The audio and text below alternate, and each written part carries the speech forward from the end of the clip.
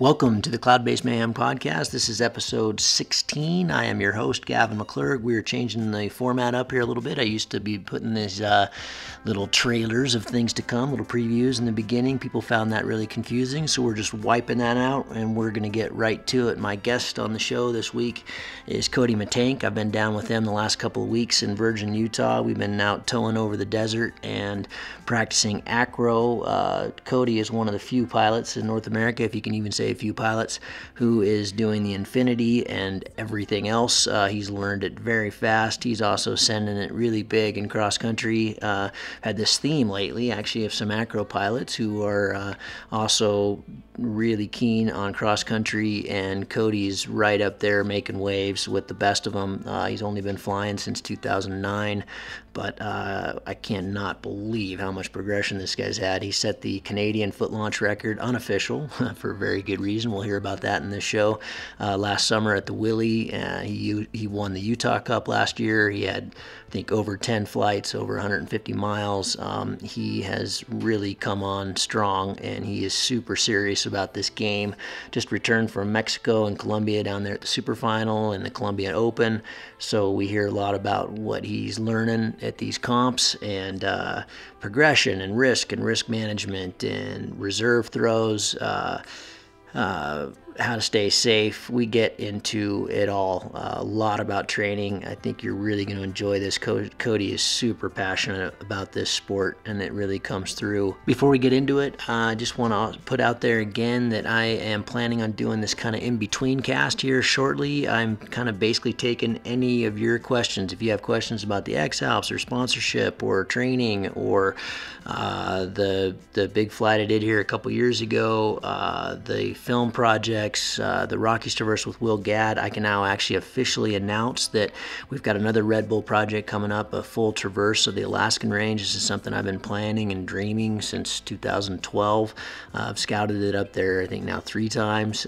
So that just got signed off on this week. I am super excited about it. We'll be talking about that in the future. So, the other day I got a question about, hey man, what do you do if you get blown over the back? How do you handle that situation? So if you have any questions along any of those lines or what have you, if it's regarding flying or even life, I'll take my best stab at answering it. Just hit me up via thecloudbasedmayhem.com or Facebook or Twitter, even on Instagram. I guess I'm on all those platforms. You can find me on all of those. Finally, thank you as always so much for your generous donations. They go a long way to making this viable. I've just bought, and I actually just got with this one a whole bunch of new stuff in from Amazon, a bunch of new audio gear, so hopefully you'll be able to tell the difference in the sound here in these future episodes. Thank you. Appreciate it. It's been a lot of fun. Hope you're getting a lot out of it. And without further ado, here is my conversation with Cody Matank.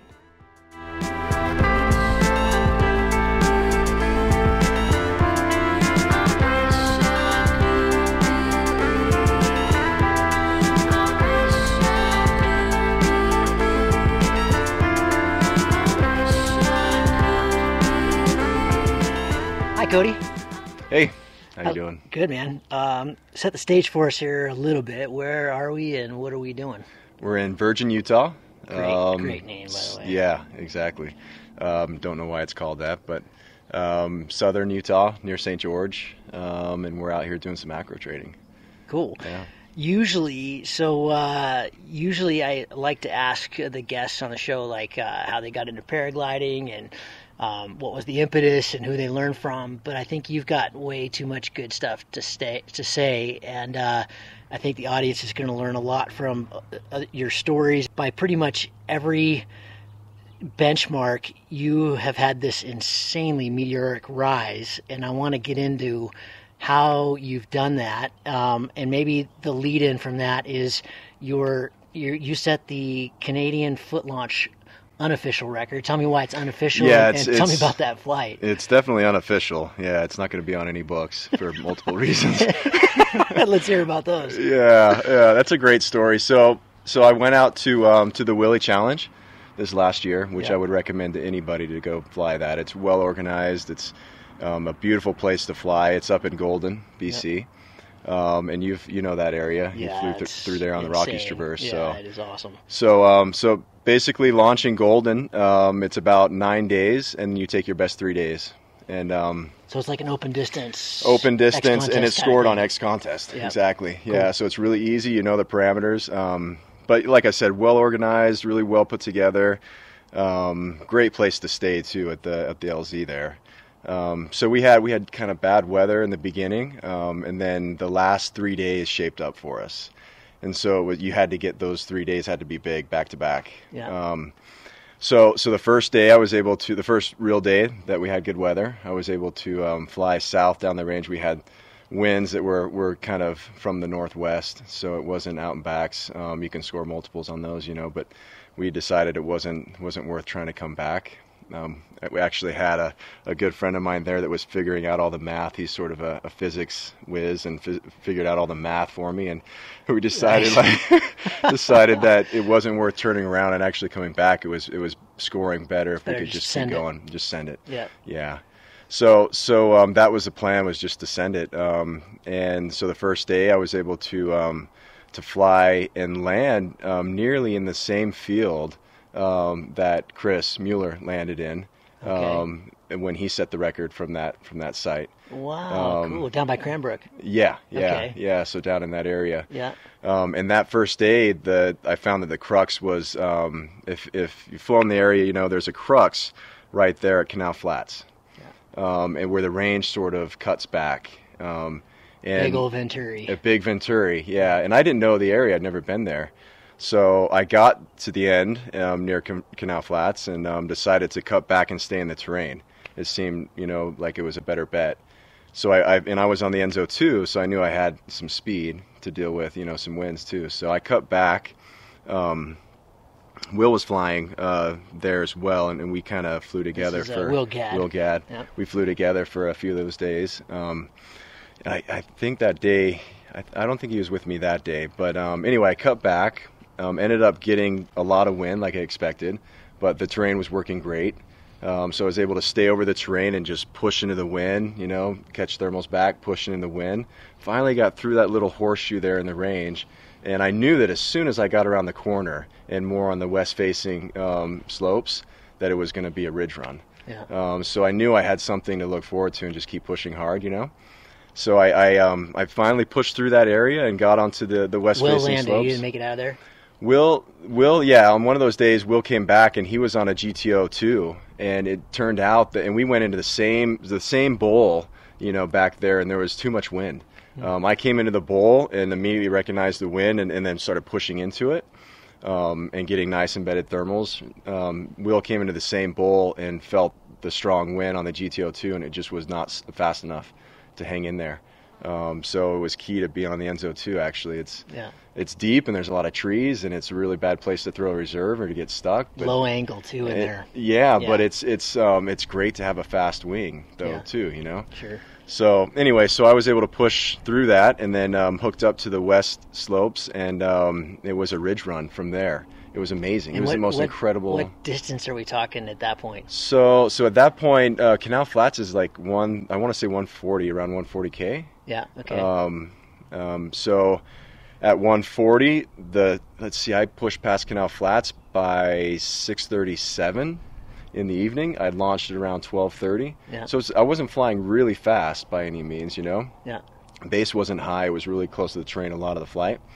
So once I got through that though and got into the ridge run, I didn't turn until I landed at like 240K, Wow. 246 I think. So another 100K just really straight. Bad. Yeah, without turning. The numbers exactly. Yeah, incredible. It was insane. The winds were coming into the face, and it was basically just picking the right speed to where you were able to maintain your height, and just fly right over the main ridge.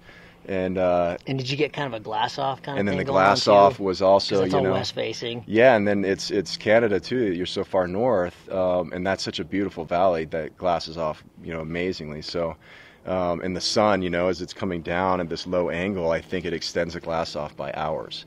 Wow. So I got this great glass off and great ridge lift, and was able to land almost in the same field, I think, that Chris landed in, which was really pretty amazing. Cool. Yeah. And then so the next day, turned around, and I'd already flown that section, so I kind of knew what it was all about. We had very similar conditions, and I was able to push through it a little bit quicker, maybe only a half an hour, 45 minutes quicker. And right at the 2:40 mark, there's another crux where the range sort of drops away, and you've got a canyon that's really venturing and sucking. That was the one I think it took Will and I like 4 days to get through there. Mm-hmm. That was brutal. Yeah, and so I showed up there about 15 minutes after the sun had set. But the winds were still coming into the range. So it's like what, 9 p.m. 8:45? So this point, so the sun was setting at about 9:15 or so. And so this was around 9:15, 9:30, and so, but I'm still getting this great ridge lift and glass off conditions, and so I got to that point, and I had to get around that canyon, so I pushed out into the wind, and was able to ride a little ridge of terrain out in the valley, and then I had a decision to make. At this point I can barely see. And I had a decision to make to then cut, once I got around the canyon, to cut back to the range, because I knew it would still be working. The winds were perfect. Yeah. But I had to cross over the river. There's this braided river, and there's trees everywhere. Yeah. But I banked on the winds, working, and the slope working. So I went in there low. I got back to the range low, but like clockwork, man, I just boom, got up again. And at that point, it was dark. And but I'm in beautiful ridge lift, and it's smooth, and the moon is out. It's a full moon. God, it's like everything's just coming together for me perfectly, So I just kept going. I was hammering bar because I didn't want to go up too high. Yeah. And I didn't want to get close, too close to the terrain. Which you couldn't see. I couldn't see very well. I flipped my Udi over because the screen was too bright. It was blinding me. So I flipped that over, and and at that point it was beautiful because the road now parallels the range. So I can see the road. I can see fields that are reflecting the moonlight. I can see what fields are, have power lines and fences. I could see that. Okay, it was reflecting, the moonlight pretty well. And so I just kept going until I knew I was right near the border. And then at that point, the road sort of peels away from the range, and I was like, okay, this is ridiculous. I have to land. I'm not going to just keep going, even though I probably could have. It was insane. Wow. It was insane. It's 10:45 at this point. Oh, my God. Yeah, so I just picked a field that I could tell didn't have power lines, and spiraled down. You've been in the air about 10 hours. Yeah, close to 10 hours. Okay. Yeah, spiraled down and landed right near the border. And this is a public forum. Don't get yourself in trouble. Aren't you on the U.S. side? Right near the border. Like I said, right near the border. Right. And then amazingly, my retrieve. She was great. She came and picked me up, and we drove back, 5 hours to get back and turn around and do it the next day. Unbelievable. And I did another 100, and I went to Canal Flats nearly the next day, for a total of like 700K for 3 days. So that is awesome. That's awesome. Yeah. So last year, 2015, you had, I think, 10 flights over 150 miles, 4 flights over 170. Mm-hmm. And yet we're down here, and you're also like pulling the Infinite, and you're one of a handful. Is there even a handful of pilots in the U.S. Doing it? So I'm not trying to embarrass you with embellishments, but how have you managed? Is it just passion? How have you managed to go from? When did you start flying? So I'm on my 7th year now. Okay. Yeah. So I started in 2009. That's pretty stratospheric. Yeah, you're sending these huge flights. You won the Utah Cup last year. You did this Canada record, the unofficial record, because you landed close to the border at night. Land by time in the dark.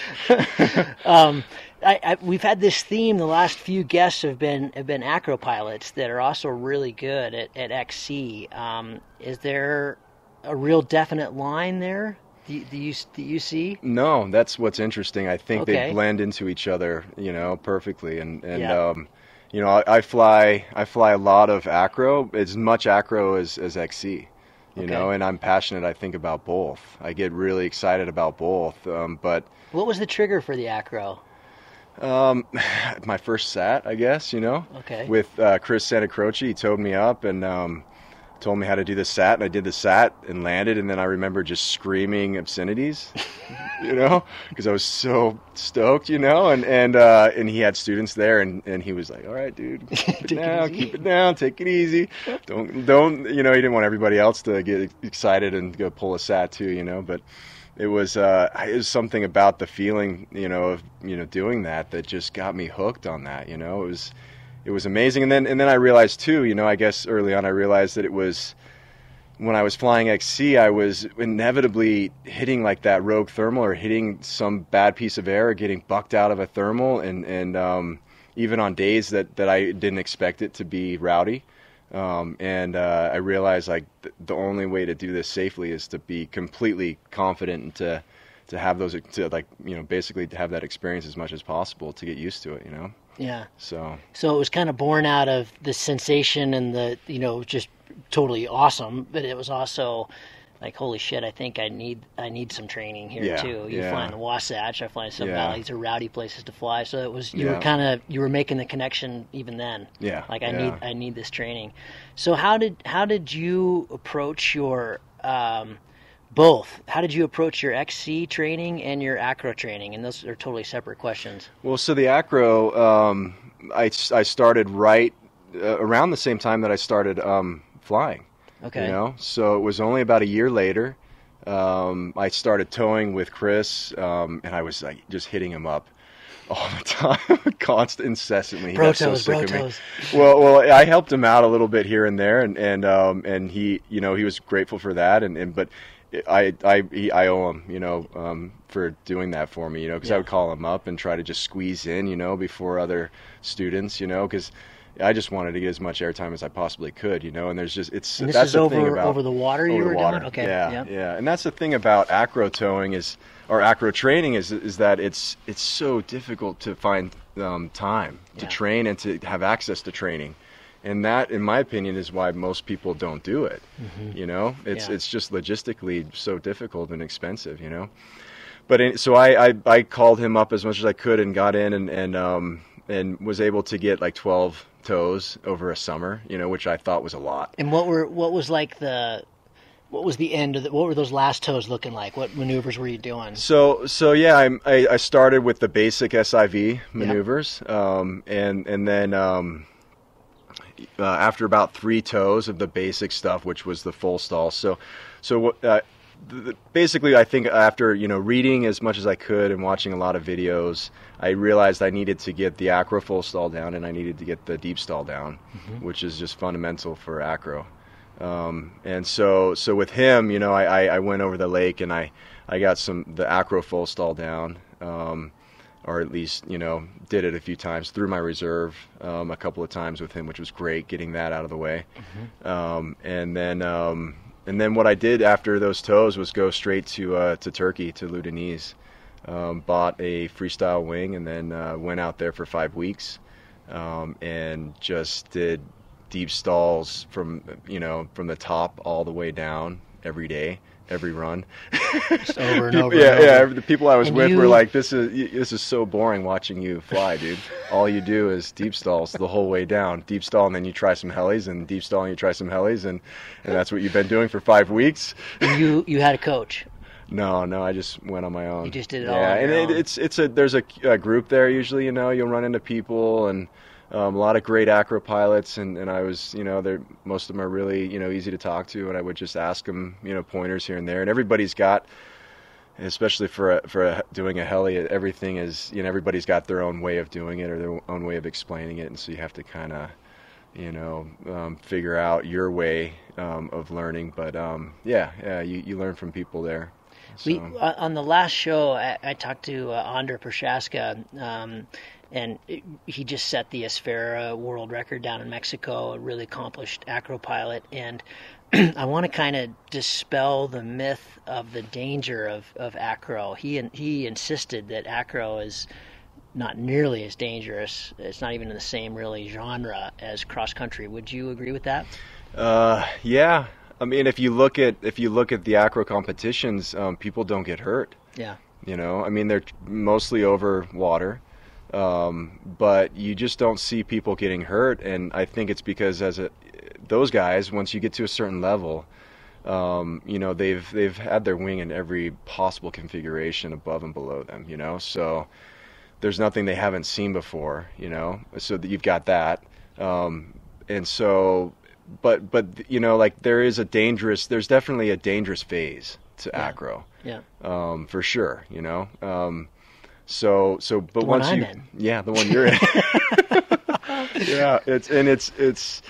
I think there's a way to get through it safely, but there's always going to be a certain level of risk. And I think maybe the way to get through it safely is to recognize what kind of person you are and how you handle risk, or how you cope with the feeling of fear, whether you're the person that freezes up, or whether you're the person that when you get hit with that adrenaline, you react quicker, and make better decisions. So how do we were talking about this yesterday, how do people identify that, and then how do they become pilots that are safe if they know they don't have that in them? Because I think, when I've gone to SIVs in the past, it's hysterical on the last day when you get to the full stall day, because no one can speak. Everybody's just up until that point, it's been talks about what's happened and their spins and their spirals, and they're all excited, and then full stall comes and it's like a morgue. I mean, everybody, it's like a funeral. Nobody can talk.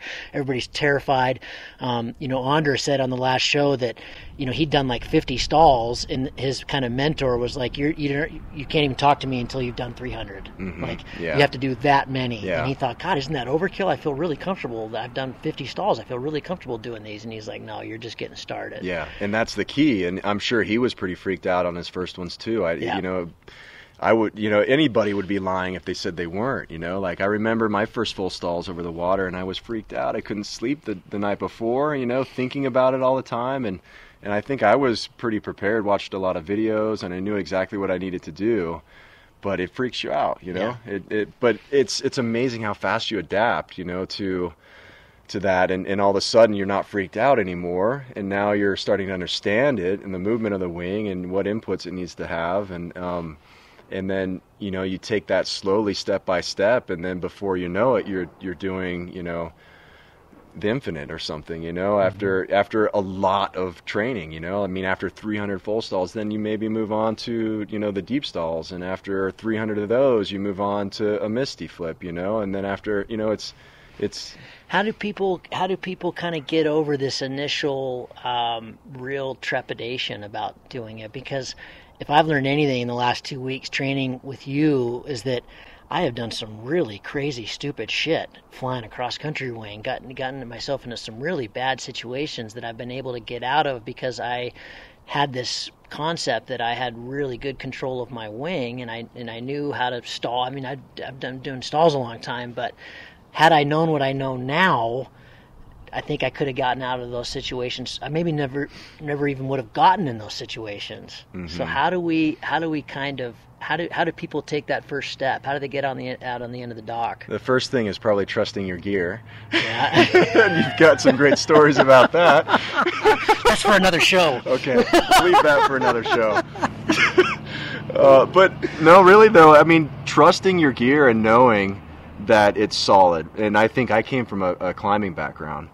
All through my 20s, I climbed big walls, and I was comfortable with exposure and hanging from ropes. Yeah. And then I get in a paraglider, I'm like, okay, these are smaller lines, but I think I can trust this thing. And you develop a trust with your gear first. Yeah, okay. Yeah. You develop this trust with your gear, and you find a way to not think about all of those worst case scenarios, or all of those things that could potentially happen but have such a small likelihood of happening, like your gear failing, or you only think about the things you need to be thinking about. Yeah. So trusting the gear, and then it seems like the next one would be trusting yourself. And trusting that just yourself, takes practice, doesn't it? Understanding yourself, and understanding if, like we were saying, if you're that kind of person that freezes up. And if you are, and you know that about yourself, then you need to probably be out over the water with a good coach, and just do it slowly. Take it, step by step, and just do it slowly. Because most people probably do an SIV a year, and they do that full stall that freaks them out every time, and they never quite get comfortable with it.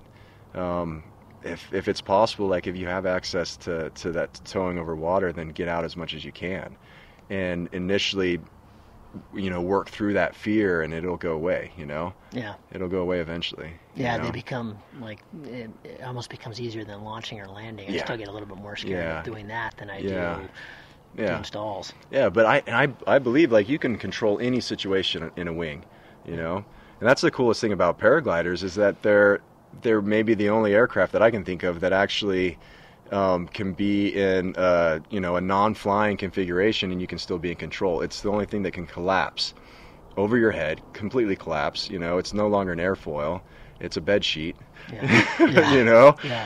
And you can be in complete control. It's amazing. You can be flying the thing backwards. You can stop it in deep stall. You can spin it in a heli. It's amazing, and you can do that with like precise control.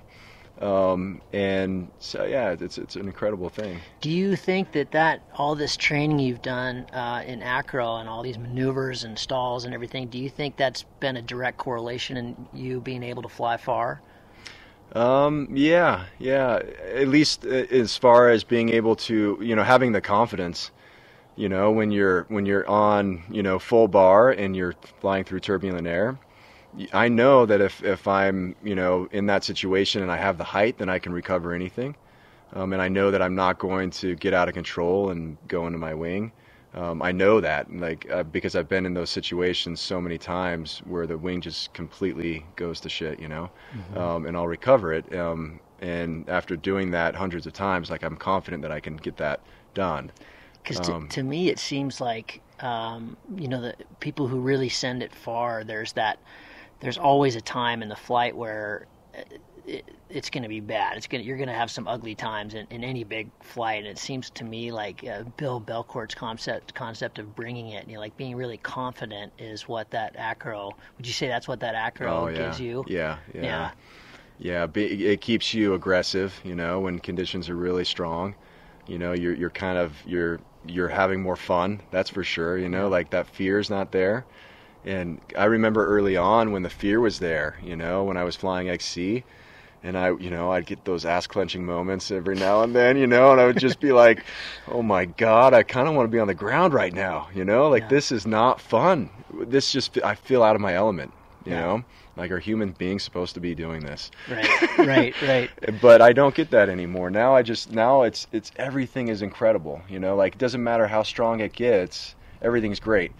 With the caveat that when you get close to the ground, that you need some height to recover something if it goes wrong, Right. And that's another thing too is knowing, how much height it takes you to recover something. Yeah. We're out here training and we know we have 2 reserves and we know that we need the second reserve potentially. So we always, make sure we keep that buffer, So let's talk about the accidents. I hate talking about accidents, but I think they're instructive because I learned quite a bit from you in the Sierras just because you and I were right over Jason when he went in. I don't think either one of us saw Eric's, but it sounded pretty similar. Low, bad cascade, went in hard, didn't throw. I have a whole new respect for reserves after our last 2 weeks. Until 2 weeks ago, training with you, I'd never thrown my reserve, and I was quite proud of that. And now I realize I was really stupid because it's not like you have to understand how long it takes, how much room you need, and like you said, what's recoverable and what's unrecoverable. Mm-hmm. I'll just put you on the spot here. Do you think that those guys would have had those accidents if they had acro training? I think they would have thrown the reserve. Yeah. Instantly, I think. Yeah. And I'd like to think that I would do that too. Comps are tricky that way. If you really, you want to try to do everything to recover the wing because you don't want to throw the reserve and take a 0 for the day. Yeah. But that. I would like to think that wouldn't even be on my mind, I know I've thrown enough that I know when to throw, and I know, like you said, what needs to, what's recoverable and what's not. Yeah. Jason's was really low. That's the trick. That's the problem is that in the Sierras, that range is so shallow, and we're flying, it's high pressure and we're flying deep into the range and we have to sort of step up as we go deeper. because the base is coming up as we get up over the higher ridge. And it just makes for a really bad scenario where if you don't get a climb deep, you have to push out further. But as you're pushing out, the terrain is coming up on you really quickly. Yeah. And that's what happened to Jason, is we were pushing out of the higher terrain. Yeah, he was making the right move. And we were making the right move. I was a little bit higher, and he came over, and he wasn't pushing into the goal either. We were pushing along a ridge, and a thermal, a really wicked thermal, ripped off this rocky point, and he came right into it and took the collapse. And I think it was recoverable, or you throw a reserve right away. Either recover it right away or you throw the reserve right away. Yeah. And so that recognition of, okay, I've seen this, I know this, I know I can get this, or I don't know if I'm going to get this throw. And throw. Yeah. How do people know when to step up to the next wing? How do they, in your progression, how do you know when you're ready for a C from a B? How do you know when you're ready for a D? How do you know, how should you fly a two-liner? Yeah, so I probably stepped up quicker than I would recommend. Okay. Yeah, so, but I think every time I stepped up to a new wing, it's you sort of like rise to the occasion of, what that wing demands. And I remember always having some sort of episode every time I stepped up to a new wing, And then when I realized that was going to be the case, I always made sure that when I was on a new wing, I had height. I had plenty of height before I started going, full bar, before I started really pushing it. And so then I would get those, a full frontal on bar, and I would have 3,000 feet to deal with it. It's no big deal. So, so I guess knowing, as far as stepping up, you probably should be thinking, there's nothing in this wing's not holding me back anymore, and be thinking like, this wing is holding me back. This wing is holding me back now. Yeah. You should be doing long flight. People are doing huge flights on Bs, So, and honestly, in the Wasatch, I don't think I'd be flying an Enzo if I wasn't flying PWCs also, Yeah. There's really no reason to be on an Enzo. You're going downwind. I'm going downwind for the big flights. Like I was talking about the flight in Canada, and it was nice having the Enzo for that into the wind leg. But other than that, it's like it holds you back a little bit because it is a little more work to handle. And so you're not going near the terrain as often as you would. Yep. So yeah, I don't think I'd be on the Enzo if I wasn't flying PWCs. But since I'm flying competitions, then it doesn't make any sense not to be. I need to be for you, you're comfortable viewing it as with training. that. Yeah, exactly. There's no point in going and flying a PWC and push as hard as you possibly can on a wing that you only fly, a month or two out of the year. Doesn't make sense. Let's talk competitions for a little bit. You've just recently kind of really gotten into the World Cup game. You just got back from your first Super Final in Mexico, Columbia Nationals. What are you learning? What do you need to learn? Yeah, a lot. Everything. D. The answer is D. Yeah, all of the above. Yeah, all of the above. Yeah, so the Super Final was an eye-opener. It's just insane how fast those guys fly, you know, and to have 100 pilots flying that fast is incredible, So yeah, what I learned was that you have to be a gaggle pilot to be able to hang with the lead gaggle the whole way, but then you also need to be bold and be inventive to be able to pick a line at the end. To be able to get out ahead if you want to get out ahead. Mm-hmm. So if you fly the gaggle the whole time, you're gonna end up in 60th place and finishing with the lead gaggle in 60th. So if you want to break in, what I kind of figured was top 30, you really need to be making some of your own moves. Top 60, you could stick with the gaggle the whole time, but top 30, you got to make your own moves. How many hours would you say you've been flying since 2009, or like a yearly average? Oh, that's tough because I've never kept track of hours. Shame on you for not logging your flights. I don't think any of us nobody do should anymore. buy a wing from me. Yeah, I fly a lot, you know. So I probably do. I estimated on my first Enzo, I probably put 500 hours on it, and that was in about a year and a half, maybe, you know. So on just the XC wing, and then going through an acro wing every year or so too, I think now. Yeah. Yeah. Wow. Okay. So, a lot of hours. A lot of hours. Yeah. So let's put that in perspective with the training you've done. Well, actually, if you're flying that much, I know from hanging out with you for the last couple of weeks and earlier in the year and stuff, you're super passionate about this. You're way into it. What are you finding? What's gripping you so much? Why has this thing got you so much when you're doing it so much? Because a lot of people would go, "Oh my God, 500 hours, that's a recipe for burnout." Yeah, and it's a lot of it can be. You can burn out, I think, and I get to that point where, just this past week, getting frustrated with something because I'm doing it over and over and over again, trying to get a move, trying to do a move, and I think you have to be excited about those little progressions that you make, and for me, that's like, if I have a little bit of a progression, if I can feel that I'm improving a little bit, like I get the Misty to heli to work even better, faster transitions between everything, cleaner, and it's to me, like, that's the addicting part of it, and it feels, there's nothing that feels better than doing that, nailing like a Misty to heli, and it's just perfect, So yeah, it's that's what's driving me, I think, is just those small progressions, because I still have so much to do, and I still have, I have a lot more, ways to improve.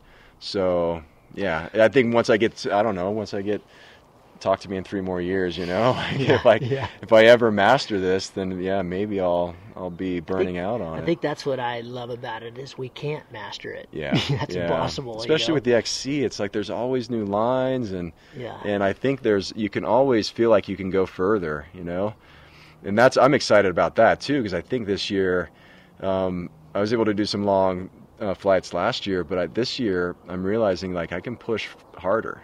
There was points in that flight, those long flights I did, where I could have been full bar and I could have been pushing harder to gain another 30 minutes, which sometimes in the end of the day, that means that you can make a transition and then make another, People flying through Glasshoff or something. 30, 40 miles potentially, leaving miles on the table is sucks. Yeah, exactly, yeah. Speaking of long flights, you did a really cool one with Nick this last year. Tell me about that one. Yeah, that was amazing.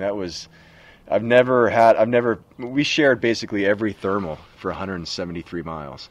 Where did you take off? So we took off from Horse Heaven, which is just south of Salt Lake, about an hour and a half or so. And we flew due south. Were you both on Enzos? We were both on Enzos, yeah. Flew due south to the border with Arizona, pretty much a few miles from the border. So it was about 173 miles, and every thermal we worked together. It was amazing. It was really cool. I learned a ton from him. I learned a lot just hanging in there with him. And there's one point, if you've been to southern Utah, or in Utah in general, if you head south, you're leaving these high mountains, and all of a sudden it's the terrain is dropping off, and you're getting into red rock country, desert, and it's amazing transition. It's just incredible, the colors, and it was later, the starkness of it. It's incredible. So later in the flight, as we came, as we got south over Bryce Canyon, we hooked up with this cloud street that was, close to 19,000 feet or so. So we're from 19,000 feet looking over Bryce Canyon. It's just a beautiful view. And we get into this cloud street, and this sailplane just, flies right past us, And the whole flight, it's been Nick and I, out in the middle of nowhere, and then we see this sailplane, cruising past us. Wow. And from his view, I can imagine what he was thinking. Here's These yahoos. Who are these yahoos? Two paragliding pilots these out a couple there. of Darwin Award guys? What Yeah. the hell's going on? And at that point, Nick had just pointed his Enzo at the ground, spiraling, trying to get out of this cloud suck that was taking him up to 19,000 feet. Whoa. And I'm on full bar because I see him getting sucked up. So I'm on full bar, just hammering the thing, gripping the bees, Snot running out of my nose. My visor's all frozen up. I can barely see out of it. My hands are frozen solid. I can't feel my hands anymore. But I have to stay on full bar or else I'm going to get sucked up into this cloud. And then this sailplane just kind of cruises past us I'm picturing from his, from the cockpit, he's probably got classical music playing, just enjoying it. Cut to us, we're just just gripped, just getting worked by the elements, and that was the funniest thing, it puts things in perspective, like what we're doing out there, we're just. There's no barrier. Yeah, you're hanging by a thread, and it was just the coolest feeling, to be out there. Whatever, 10,000, 12,000 feet above the desert, and just, getting sucked up into this huge cloud. It just felt like it was exactly where you wanted to be at the time. And you guys were you on oxygen? Yeah. And so that's the other thing too. I was racing my oxygen because it was running out, and eventually I ran out in this cloud street, and it was the end of the day, and if we could have just powered under this cloud street, we could have gone to the Grand Canyon. Wow. And it would have been 200 plus miles. But at one point my oxygen runs out, and then I realize I'm hypoxic. I get a splitting headache when I'm hypoxic and I get really nauseous. So I had to get out of the cloud street, lose some height, get some feeling back in my hands, And I'm doing this, and I see Nick, just kind of cruising over my head, and he's like, yeah, "I got you." No, I'm sure we don't need to be together anymore. He was rooting for me, and I finally got into a really slow climb, and got all the way back up to 17.5 late in the day. Went on glide. That must have been a magnificent glide. Oh, it was incredible. Did you get hypoxic again? I did, yeah. But I thought, I was like, you kind of don't really once know. You get down and you're okay, and you think, okay, well, I think I can do it again. Right. Oh, it's so disorienting, isn't it? Yeah. God, it's just the last time I got really hypoxic, I forgot that I was flying a paraglider. I was just looking around, everything it was like, oh, there's a mine and there's some birds. Oh, wait a minute, I'm flying. Remember? Look at that over there. I think that's why I was so disassociated. Like I was thinking I was like flying the sailplane, and look at me in that plane, having this out of body experience. Yeah, that was great. That's really cool. Back to comps. You're going down to the Brazil PWC in April. How will your approach be different, or change, or what will you be working on there from the comps you just did? Yeah, so I think I developed January, all of January. I hit the Monarca Open in Valle, and then the Super Final right after, and then I went to Colombia and hit the Colombian Open. So 3 comps back to back. And after the Super Final, I was so burned out on gaggle flying. But I proved to myself that I could hang with the gaggle, and I could be a gaggle pilot, which for me, and I think for us, for people that fly XC out here, that's the hardest thing in the world. It's not natural. It's not fun sometimes. Yeah. But it's because you're so close. You're just brushing up against people in thermals, and it's not really enjoyable. It's pretty intense. Yeah. And also it's like just independent-minded people want to take different lines, and even though if they're taking the right line, you're like, I'm going to take this line, just to try to pull it off, right? So anyway, I proved to myself I could fly gaggles. And then in the Colombian Open, I had a couple of bad days right off the bat, and then I was like, okay, screw it. I'm just going to take this comp, and I'm just going to try to win every task and see how I can, just how fast I can fly, and pull off low saves and try to develop that Stay side out of front. it. Stay out front, yeah. Because I needed that, because whenever I was out front before winning a task, I'd get really excited. I'd be so excited, and then I'd be on the ground, or I'd get stuck and everybody's flying over my head, Right, yeah. And then I get so frustrated I ended up putting myself on the ground anyway, and so I knew I needed to get over that, but the only way to do it was to continually put myself in that situation, so I kept doing that, and I think I got over that. So now I'm going to try to blend the two strategies. I need to stay with the gaggle, and then use that independent mind for the end game. And what was your initial attraction? Why'd you fly your first comp? Why'd you get into comp flying? Let's see, I flew the rat race was my first comp, and I guess I got into it because it was I've heard that it was a way to improve your XC skills. Mm-hmm. And then when I flew my first comp, I really enjoyed it. It was really fun, but it was a rat race, so it wasn't too stressful. And I was on a C wing, and I had a great time. I made goal quite a bit. I'd come in, like maybe 30 minutes after the guys, the leaders, and I'd be like scrape in before the end of the task, yeah. And but it was fun, and it just became addicting after that, to see the improvement, because you can see it instantaneously, if you're flying well or not. Yeah. When you're flying side by side with somebody, you can see, like, am I gliding well? Or are they gliding better than me? Like, what are they? And then if they are gliding better than you, what are they doing? How are they handling their wing differently from you? How are they working the speed bar differently from you? How are they picking their lines differently? And it's insane. You realize pretty quickly that we fly incredibly slow. And it's almost, it's funny to think that we're racing these things that fly 40 miles an hour, for a fast comp wing. So it's all about, you realize, like, there's strategy then to flying a slow aircraft, Mm-hmm. and it's all about climbing quickly. And then it's all about very, very small, movements and changes, like moving over to get a little lifting line here, and moving maybe 100 meters here to pick up this lifting line, or getting a little bit better piece of the core, and then that you add that up over 3 or 4 hours, and it makes a difference. Mm-hmm. So you've talked about quite a bit about strategy and kind of like leading out, maybe more kind of the mental game. What about like the base physics of flying faster, beating people, like the base skills, climbing, gliding? Do you have any kind of advice for how people should approach that? Because in my own flying, I find that climbing is pretty easy, mm-hmm. and gliding is pretty hard. Gliding seems to be this like Kriegel-esque. Mm-hmm. It's almost like you can't be taught. Yeah, you just have to feel those lines. Is that, are you having that? Yeah, it does seem like it gliding, picking those good lines.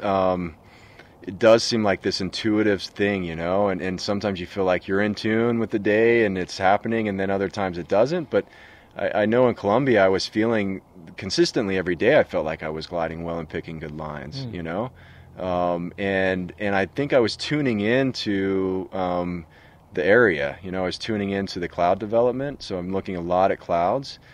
And if you have clouds, and you're flying, because it's flat there, you have the mountains you launch from, and you head out over the flats. There's some terrain, but you're flying clouds a lot. And even here in the Wasatch, we fly clouds. The big flights, when you're at 18,000 feet, you're flying clouds. And so getting into tune with clouds and putting yourself in those lines that are just developing, seeing them as they're just starting to develop. Mm-hmm. That's key, So I'm looking up, watching the clouds, and just seeing that first little wisp of clouds starting to grow, and recognizing like the wind direction, and then putting myself in the right place to get in that line, that lifty line. It's really, I think it comes with experience, Mm-hmm. And when you're in a comp, you can make those decisions, and you can see what decisions other people made, and see which one worked out and which one didn't, Have you found that you've got a certain kind of, like when you reflect on your day, I don't know if you do that, but like when I bomb out, fuck up or something, I always try to spend some time before I pack up, or even after I pack up, just to kind of like, okay, what did I do right? What did I do wrong? Yeah. Because even on bomb out days, you've done some good stuff typically too, but have you found that there's like a mental, on days that you've done really well, have you found that you're in a different headspace, or is it something you can prepare or practice to be more often in that headspace? Yeah. I don't know how analytical or how detailed we should get, but I definitely in the beginning flying comps, and still now, after every task, I would sit and analyze it. Like so that night, I would sit and I would replay it. I'd visualize exactly what I did, Mm-hmm. And I would do it over and over and over again. And I would look for the things that I did well, and then look for things that I didn't do so well, or what put me on the ground. I try to determine, why did I not, why was this not an outcome that I liked? Whether I, dirted or I didn't come in, fast enough to goal. What decision along the course did I make that put me there, So you're really thinking about it. So visualize every single move I made, and I'm I'm thinking more strategy now, not how I'm handling the wing and how I'm climbing and gliding, right? You can sort of separate that out, and then think of just strategy, like, do you follow this gaggle or do you break out on your own, those sort of things. Where are you going to position yourself in that gaggle, and so I would sit down and I would think about that, and then I would try to make a decision, if I was in that position again, what decision I would make differently, Okay. But I would really break it down. I actually would sit down and write it out, and I would think about different positions that I could be in throughout the race, and then have a set of decisions that I could make, when I was in those positions. Is there crossover there too then when you just fly from home and you're trying to fly big? How do you approach those days? Like you had these 10 days last year that were monsters. Is that a similar kind of an approach, or is that more an endurance event? It's more endurance, and it's more handling your wing, so the gliding and climbing part. So the strategy doesn't really carry over, but the gliding climbing does. So you learn how to glide and climb really well in comps by just paying attention to people around you. If somebody's out gliding you or out climbing you, then you have to make a change. Mm-hmm. If they're on the same wing as you are, then you're doing something wrong. Mm-hmm. So you have to figure out what that is, and then once you figure it out, you're getting it down. And you can carry that over now into XC flying. And then the strategy for XC is going to be completely different. The strategy for comps is really, it's completely different. I mean, you're really flying other people. You're flying the gaggle. You're always paying attention to what other people are doing. And I've recently found that out. I knew it, early on, but didn't realize how much attention you have to pay to somebody. And if you had eagle eyes, you could see somebody climbing, and if they, way out in front. And if they're climbing a little bit faster, than you are, or you see them hit like a core, you can tell exactly how strong that core is, and then immediately you're positioning yourself to take advantage of that, I like that you say that. One of the things that I notice with lesser pilots at comps is they move way too slowly, and I don't mean that by speed of their glider. It's that I'm in a better climb. Why aren't you coming to me? Yeah. And they're over there farting around in their little climb. Yeah. And I'm right, and you can see each other, so you need to be like a bobblehead, don't you? Yeah. Really watching. Yeah, and I told myself, I kind of made some rules of thumb, to try to simplify things after thinking about stuff and visualizing, and I'd make a few rules of thumb and like, okay, now just focus on this. Yeah. And one of them was always move to somebody who's got a thermal in front of you on course line, always, right? Like there'll be occasional scenarios where, that person will be in a lighter climb or broken climb or something, But if you don't go to them, you're going to lose them. Exactly. Yeah. So, and if it's on course line, then they're marking a thermal. That's a given for you. You should be moving quickly to that right away. I would say probably the only time that with the caveat of if you're in a thermal that's stronger than anything you've had all day. Because Yeah. sometimes then you can jump them. Yeah, exactly. You know, if suddenly Yeah. you've hooked like a low save or something, you've hooked a winger. Yeah. Then That's true, and then that's stay put. and that would be a move. That's a decision you'd have to make. Like, do I want to try to jump them here, or do I want to stick with the gaggle? Yeah. You know, is this my move where I can actually get ahead of them, or should I stick with them? You know, and like that's how you can get ahead. It's simple what we do, right? Yeah. You fly as fast as you can, glide as fast as you can, and you climb as fast as you can. Just do everything fast. And whoever, that's the end of the podcast. There you go. Done. This is worthless, man. So much talk. Buy low, sell high. Just graduated in finance. Yeah, it's true though. It's right. it's so funny how simple it really is. You know, it's like, and you have to remember that. You have to come back to that and be like, all right, did I waste my time in a thermal today that was not going up as like at max, velocity, right? Like if you have a max for the day, which let's say it's 800 feet per minute, and you were dicking around in 400 all the way to base, you just wasted probably 20 minutes. Yeah. Exactly. So and if you recognize that, then that's where you can make your moves in comps too. Is you find that thermal that's going up at 800 and you stay in it. Yeah. And everybody else moves. They keep moving, but that 800 is the max for the day. Yeah. They're not going to find anything better. So you stay in it, you take it all the way to base, and now you've just positioned yourself above them, and and you're a little bit behind, so now they're marking, but you've got all the height. Yeah. You're in a better position. Yeah. It's all about positioning, isn't it? Yeah. Take me back to, if you can remember, your 50-hour self. This is a question that people always like to get. What would you, if you could go back to your 50-hour self that first year, what would be your recommendation or advice to Cody? Oh, let's see, 50-hour self. Yeah. That's not a lot of hours. No. You're just starting out. I made some risky decisions for sure. Yeah, and I probably got lucky a few times. I would say find a mentor. I wish I would have had a mentor early on that I could just latch onto and drain them of all their knowledge and then beat them Stick later. Stick in the hypodermic and start sucking. Yeah. No, it's true though. Finding somebody that you can be that's a mentor for you, and that basically so that they can tell you if what you're doing is really risky and it's going to bite you, So like with acro, I wish I would have had somebody. I wish I would have had somebody telling me when I was learning the Infinite not to do certain things. Yeah. Because I essentially, learned it on my own and learned it the hard way. Yeah. So yeah. Like I went into the wing once, which was not fun. Yeah, that's not fun. Yeah. So. We've been training over the dirt. I don't have hardly any acro training. Is that something you would recommend, or is that what are the?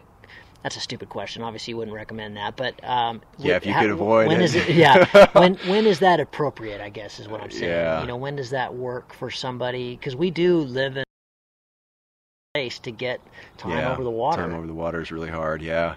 You can get to a point, in your training where you're confident enough that you can prevent the wing from going below you, so you can keep yourself from going into the wing. The two let's break it down. The two worst scenarios are, first, going into the wing. If you go into the wing and you're high, you can likely get out of it, but you'll have lines wrapped around you, and you could be in a configuration where you couldn't get a reserve, or the reserve would catch on lines as you're trying to throw it out, but you have two reserves. Maybe you can get at least one of them to get out and get above your head. The second thing that's going to happen is getting twisted up. So the wing's overhead, but you have 5 twists, and you can't pull the brakes through 5 twists.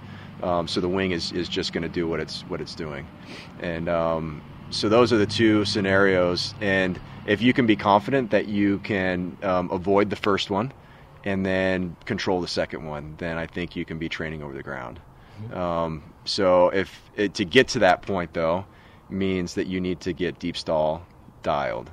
For me, it was going to Turkey, twice for 5 weeks, training every single day, and doing it on a bunch of different wings since then now, and just getting comfortable with the deep stall, so that when you're in that situation with the twists, if you're trying to link to, if you're trying to do the heli, and you end up getting twisted up, which is really easy to do.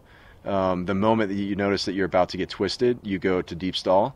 So now when the brakes wrap themselves up, you're in deep stall and the wings overhead. It's basically open, but it's in a stable configuration, not flying, right? Mm-hmm. So, and you're coming down as fast as you would be under like a really small reserve. Yep. And I actually hit the ground under deep stall. I took a collapse on my acro wing just in thermic conditions. I was ridge soaring and took a collapse. Wasn't paying attention like I should have been. Could have avoided the collapse, but I was maybe 80 feet up, and I just brought it to deep stall and then hit the ground under deep stall. And I walked away with it just fine. Had a little whiplash.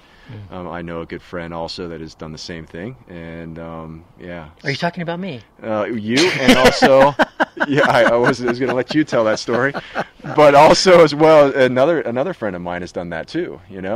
Actually, two of my friends have done that. So. If it's stable and if it's overhead and you hit right, you're going to be okay. Yeah. I shouldn't be recommending that, but my point is that scenario for me and for the two other guys that I'm thinking of, for you it was also the best scenario. Yeah. The two other guys I'm thinking of, it was the best scenario because if they had let the wing restart, they would have swung and hit the ground with 10 times the speed, mm-hmm. right? Mm-hmm. So yeah, I think that's if you can manage that deep stall and control it, then it's really not a big deal. You're twisted up and you just throw your reserve, and Yeah. So and now we've got the base systems, so you can actually just disconnect from your wing completely, and have the base come out. So have you ever thrown your reserve while flying XC? No. Okay. No, but I've been close once. Yeah. Have you? Yeah, on the Boom 9, I remember in Valle, and I was fairly new on the two-liner, and I remember having a full frontal on full bar, and it got out of control. And I think because of my acro training, I was just thinking this is out of control and it's going to get worse. So I went to throw. And then, as soon as you go to throw, of course, it sorted itself out. So that I just put it back in my lap and went and won the day. I went and landed. That's awesome. Yeah. 2 reserves when you're flying XC? Yeah. I think that's a good idea. Yeah, because it's, if you have an equipment malfunction with the first reserve, or let's say you throw it and it goes into your canopy, goes into your wing, then you've always got a second. And also with flying in PWCs now, I'm realizing that, mid-airs are a very common occurrence, and I would love to have 2 reserves in a mid-air situation. Yeah, for sure. Absolutely. So... you taught me something here, now that I've got some reserve experience, that I had never heard in SIV or anything that I'd done. But tell me about how you should throw your reserve. Yeah, so in that second scenario we were talking about, where you're twisted, and you had the right mind at that point, you recognize you were getting twisted, so you went to deep stall. Twisted 5 times, brakes are locked in, deep stall. What you want to do, what I've been doing, is been putting both toggles in one hand and keeping them, at my waist, and then I go and throw the reserve with my second hand. Mm-hmm. Just because there's situations where, if you go to throw and as soon as you let go of the toggle, the wing shoots, you're not going to get that reserve out fast enough. Yeah. And that's happened to me early on acro training, so I got the reserve out and just high-fived the wing as I'm about to throw the reserve. And then, of course, after high-fiving the wing, it sorts itself out and I put the reserve back in my lap. Okay, so I just want to make sure that's clear for the listeners, because it's really, I think what's even more so than the technicalities of what you're doing is that the listener should understand that you need to have the presence of mind to take your hand out of one toggle, put it in the other, keep it in a solid deep stall, reach down very calmly, you got plenty of time, and throw your reserve. And you're not going to be able to do that, in my mind, unless you've practiced it. Yeah, you exactly. know, I mean, that's being comfortable with deep stall, or even a tail side's even easier. Yep. You know, there's totally benign maneuver I've learned on this trip. It's Yeah. just no big deal. You can steer it around, you can wave at people. It's nothing with two hands. It's no big deal. So I think people should really think on that. You know, are you ready to go send it 150 miles in the Wasatch if you don't have some of these skills? Yeah. And also, you know, even if you're not in that twisted configuration, if you're going to throw your reserve, just make sure that you put both toggles in one hand. Yeah. And keep them down, you know, Yeah. So that when you do throw, it's not pulling the toggles up and diving on you. Yeah. The wings just flapping around overhead, totally safe. Yeah, coming and down just slow. throw it out to the side as hard as you can. Yeah. Hard and fast. Hard and fast. Yeah. Okay. Yeah. Cool. The last thing I just want to end with is flying bees. On your bees, you talked the other day about the thing that made all this podcast happen was back at the Sun Valley PWC. Russ Ogden gave an amazing talk one day when the weather was terrible. The weather was terrible a lot, but he gave a really good talk about flying two-liners, modern two-liners, and was saying, you know, basically like if you're having a frontal on a two-liner, you're way behind the eight ball. Like it used to be in the old days, we just all heard, you know, if something goes wrong, hands up. Something goes wrong on a comp glider, hands up. That's not good. That's not the reaction that you should be doing. So tell me about what you've learned about flying on the bees. Yeah, that was a learning curve for sure. Jumping on a two-liner, and so I when I first got my first Enzo, it wasn't my first two-liner, but it was much stiffer, you know. And so taking a frontal on bar on that thing. The full frontals were better than an asymmetric collapse when you're on bar. The asymmetric, it would shoot and immediately be past 45 degrees. And I realized pretty quickly that the response that you've been trained to do, you know, wasn't the right response on a two-liner. And what I was doing wrong was basically going from the bees to the brakes. You know, so whenever I took the collapse, I would hit the brakes. But the split second it took me to go from the bees to the brakes, the wing had already shot. And so now, after I learned that, I mean, I took some full frontals and some asymmetrics on bar, and then as soon as I figured that out, I haven't taken anything on the Enzo, because it is such a stiff wing, and it doesn't want to collapse. But if you stay on the bees when it does, you know, when it's about to go, and you just give it everything you can on the bees, you can go really deep in the bees, I found. Then if it does go, it's going to be much more benign and it's not going to shoot. Yeah. So I actually had a frontal on the Enzo in Colombia, first time on that new Enzo that I have, because I was on full bar pushing out of a thermal to avoid a cloud, and came to the edge of the thermal and took a frontal and hammered it hard. So the frontal just did this benign sort of, you know, tuck. Yeah. And then popped out so violently it blew out 3 cells. Wow. You know, but it was completely benign. It was a totally benign frontal, but it's just such a stiff wing that all of that energy had to go somewhere. You know, and it just exploded open. You know, and instead of shooting below me. So that was definitely a learning curve. Was staying on the bees, trust the bees, really and really go deep on the bees to prevent anything that might happen. Okay. Yeah, that was really helpful for me, for sure. Cool. Yeah. So Cody, we've been talking a lot about, you know, safety and training and progression and all these things, but what we haven't talked about too much is just the very obvious dangers of paragliding and risk. You and I were talking about wingsuiting and base jumping the other day, and talking about kind of having this, we feel like we've got this margin of safety that we can always maintain in paragliding. But even with that margin, we're definitely playing with fire up there from time to time. How do you justify what we're doing? Yeah, that's a good question.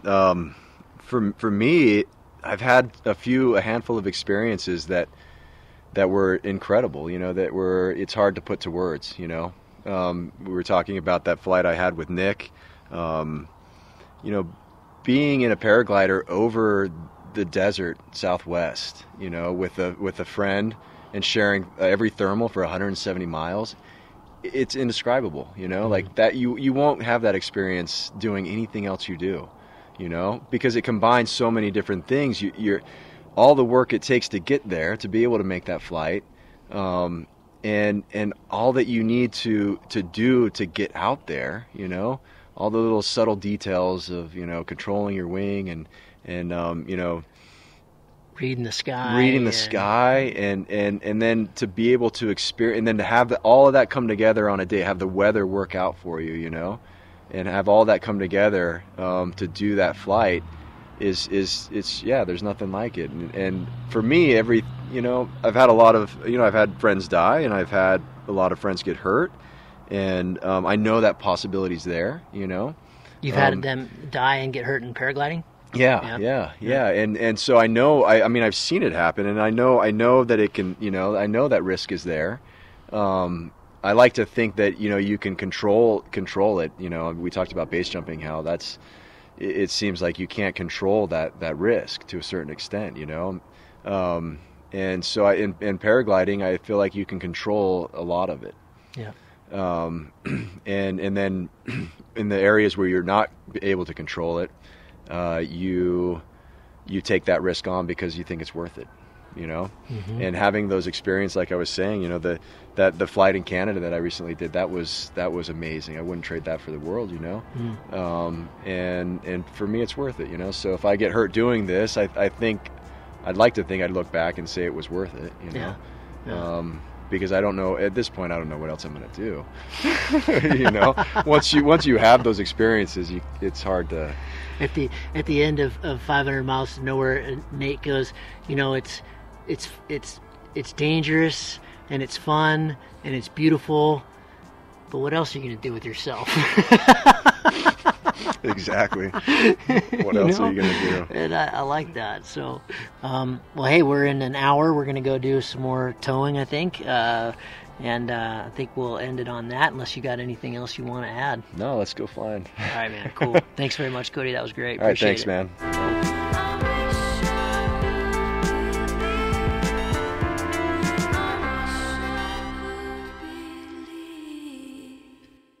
Well, I hope you enjoyed that. I certainly did. Really cool to sit down with a good friend I've been training with and get all of that insight and advice and have some laughs. I hope you got a lot out of that as well. As always, all we ask for is $1 show. We're not funding this with sponsorship or anything else, just through our listeners. And as our listener base grows, that really helps. Really appreciate your generosity. You can find the link to, if you want to donate to the show, you can find that link on the website, cloudbasemayhem.com. On any of the podcasts, you'll see it right down below the description of whoever I'm sitting down with this week. I've got some great news for y'all. I finally got a scheduled time. Hopefully this one's going to go through with the illustrious and elusive Will Gadd. That's going down actually tomorrow on Monday. So looking forward to that conversation. If you have any questions for Will, hit me up on Facebook or Twitter or the Cloud-Based Mayhem, and I'll put them out in front of him. And until we see each other again, fly far, have fun, be safe, and cheers.